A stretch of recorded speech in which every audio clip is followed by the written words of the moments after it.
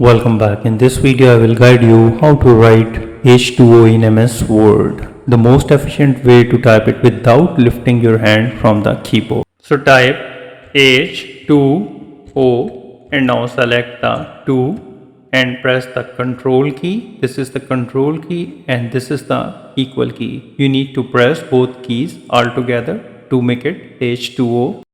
Another way is that type again H₂O. Now select 2, go to the home tab, click on this arrow in the font group and here you need to select it subscript and click OK, and here it is. So moreover, there is another method. You need to type H₂O and now highlight the 2 or press Ctrl D. In the window that opens up, check the box next to the subscript.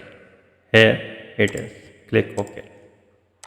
Moreover, there is another way. Type H and now type 2082 and press Alt X all together. The 2082 will instantly transform into a subscript too. So type O after that.